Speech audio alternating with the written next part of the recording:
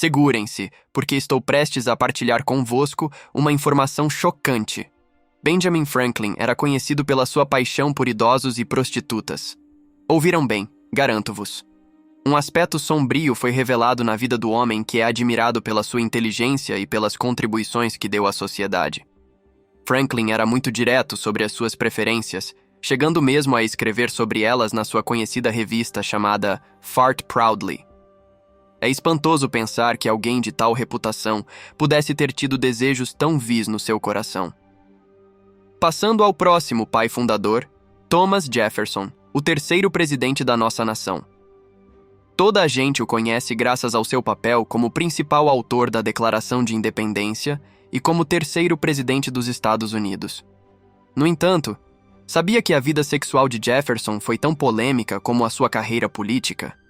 Prepare-se para ficar surpreendido com a realidade que lhe vai ser revelada.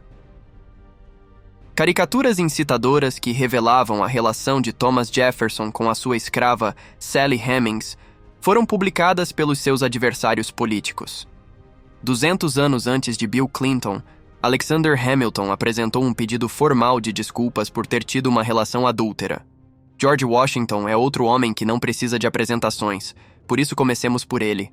É venerado como o fundador da sua nação e é visto por muitos como a personificação viva da integridade e da valentia. Mas sabiam que a capital do estado de Washington abrigava um segredo chocante? Amigos, George Washington não era apenas um líder na esfera política, era também um líder no quarto. Este é um facto pouco conhecido sobre o nosso primeiro presidente. Talvez esteja curioso para saber o que é que a vida sexual dele tinha de tão vil e repugnante. Agora, prepare-se para ficar de boca aberta. O presidente era conhecido por se envolver em casos extraconjugais numa base regular.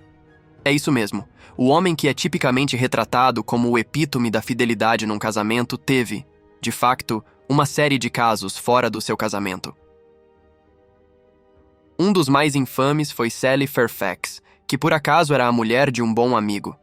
Disse que o caráter e o estilo de liderança de Washington foram significativamente influenciados pelo caso escandaloso que teve com Sally durante vários anos. Disse também que o caso durou vários anos.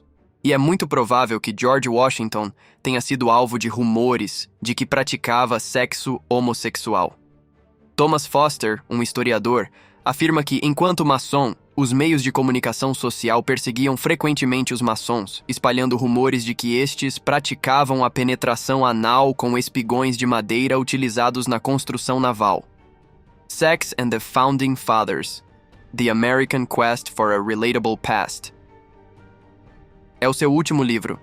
Foster não está interessado em saber se estes rumores são verdadeiros. Considera-os fascinantes, e o foco do seu livro é o facto de as pessoas sempre terem estado interessadas em ouvir falar das proezas extraconjugais dos fundadores.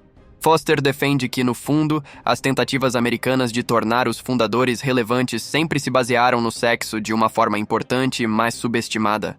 É assim que os apresentamos como sendo simultaneamente humanos e heróicos. Numa entrevista, Foster declarou: "O que eu queria refutar era a impressão de que esta curiosidade pela vida pessoal dos fundadores era algo de novo.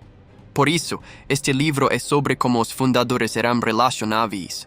Os fundadores deixaram de ser relevantes se as suas histórias não tocarem os leitores modernos. Além disso, se não forem identificáveis, é difícil para nós estabelecer uma ligação com o passado ou com o país."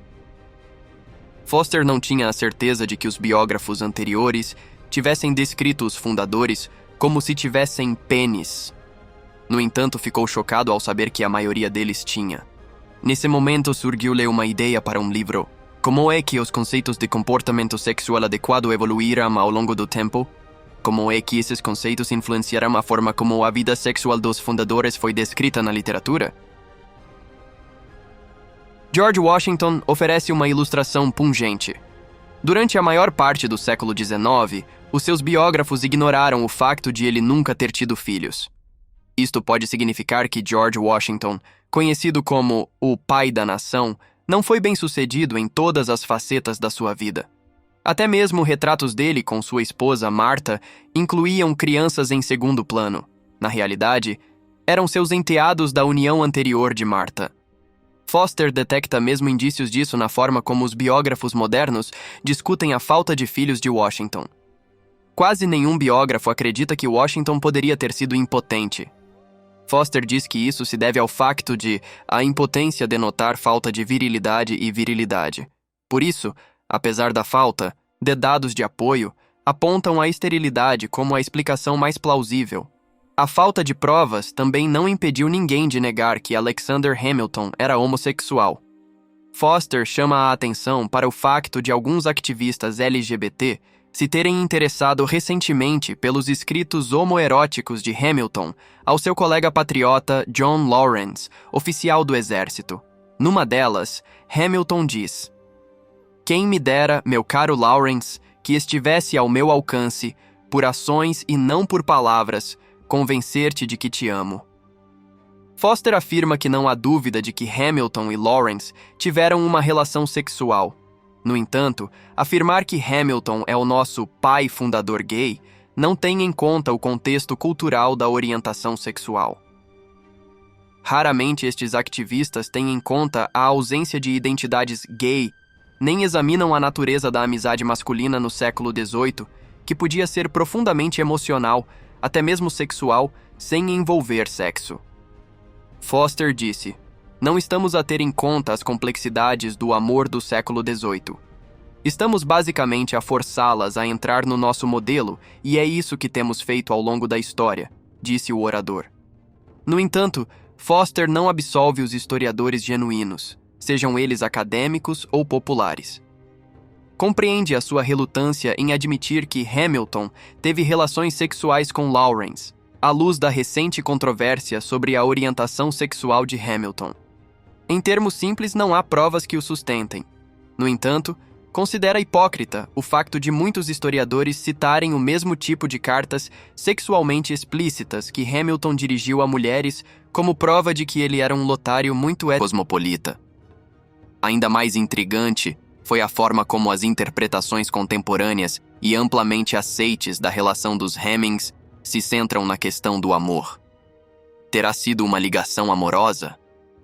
Apesar de ser 30 anos mais velho e do facto de a maioria das relações senhor-escravo envolverem compulsão, se não mesmo violação, é dado a Jefferson o benefício da dúvida. Foster observou que "me fascinou porque, apesar de ter tão pouco para continuar, podia ser retratada como uma história de amor." John Adams, Benjamin Franklin e o subestimado Gouverneur Morris são os outros fundadores que foram objeto de investigação. Adams foi, em tempos, um modelo de bom comportamento marital, como aprendemos. No entanto, o desenvolvimento do feminismo na década de 1970 deu origem a uma série de trabalhos acadêmicos e populares que realçavam a natureza igualitária do seu casamento. John e Abigail são agora ocasionalmente referidos como um casal poderoso, com a sua incrível ligação a exigir muito trabalho árduo. Foster especula que a vida sexual de Gouverneur Morris pode ter contribuído para o facto de ele ter contribuído de forma crucial para a formulação da Constituição, mas ter sido esquecido na memória do público. Morris só se casou aos 57 anos. O seu corpo também era deformado, faltando-lhe um membro e com cicatrizes significativas no lado esquerdo, devido a um acidente sofrido quando era criança. Nada disto contribuía para uma fotografia atraente. No entanto, os biógrafos mais contemporâneos conseguiram apresentar a sua vida sexual de forma favorável. Descobriram um tesouro de cartas românticas que ajudaram a retratá-lo como um libertino moderno que estava à frente do seu tempo. Obrigado por assistir. Adiós.